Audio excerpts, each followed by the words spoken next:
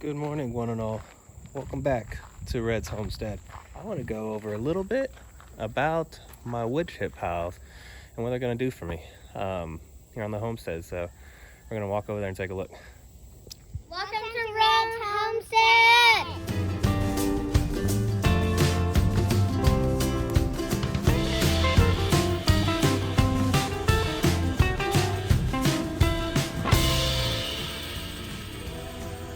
Now you want to take it easy and not do labor intensive stuff, but more of kind of just some things that we've got running in the background that's not in labor intensive, and one of them is my wood chip piles.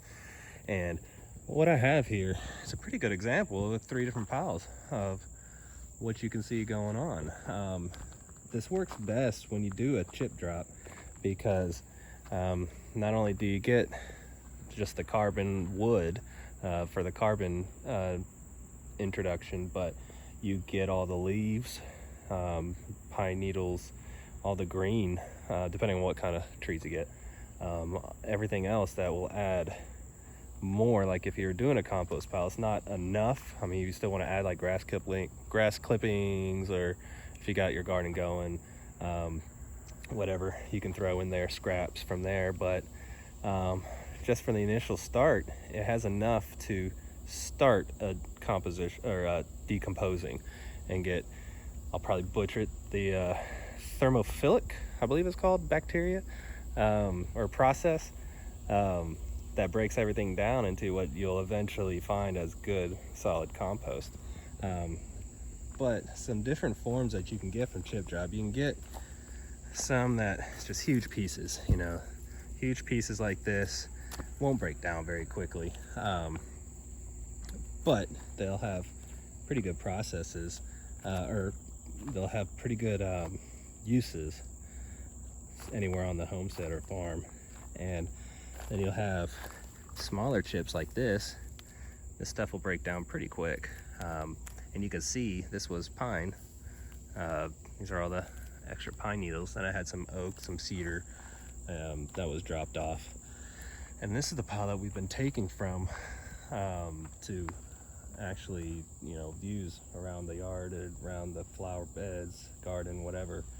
But what I thought was really cool, we haven't done anything to this since it was dropped other than take from it. We've had steady rain, and what I would have to do, and I don't really have a water source this far out yet, but if I was trying to compost, I would need some kind of front loader to turn this much. It's just not going to be doable by hand, but I'm not going to be doing any of that, and I don't have a water source or hose spigot set up yet. I have one here in the barn, but that's one of the projects I haven't got around to. There's a hose spigot right around there, but there's a water shut off there at the well house, and I think it's shut off to the barn and to the workshop, and I haven't got around to figuring out whether that is the case, and it's just turning it back on because I haven't really needed it. But let me give you an idea of what's going on with this one. As I was digging it out, this pile started just like this that you see here on the top. This is your basic wood chips that you would have dropped, and then as you come down, you see it already starting to crumble into a fine gold stuff. It's not black gold yet, but it's a fine material. And this was just, maybe 8 inches, 12 inches deep. This was because it had a lot of rain to soak in, and as you get through, you can just see it's still somewhat moist in there, but it's already breaking down to what will eventually be a soil. And I can already feel it. It's still moist, and you want it to stay moist so that the temperature will go up, and that will activate, all the bacteria inside and get it starting to decompose. And right now it's 82 degrees, and this one is sitting at 130 degrees. And it's about 11 o'clock in the morning. It's going to get up to about 88, 90, which will jump this up a little bit more, probably to about 130 degrees, and that's perfect.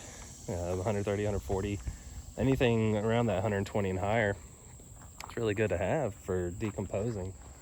So that's where I was pulling from for the garden bed. I do it so it's already starting to make a good garden soil. So it's and then I'll just, whatever I buy, add on top of that, and the roots will already have somewhere to go.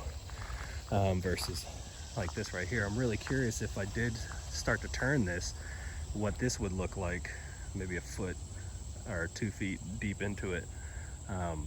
So it's exciting to see that this might actually turn into something more than just wood chips, a lot quicker than I thought it was ever going to. But I would, if I had to give credit, A, we had some decent rains, and then B, that it was natural wood chip drops. So it's already had all the ingredients needed to start. Now I'll probably still have to add things to it to make it continue. So I might start bagging grass clippings. That's a pain to haul. I still don't have anything to haul it way over there. So right now, nothing yet.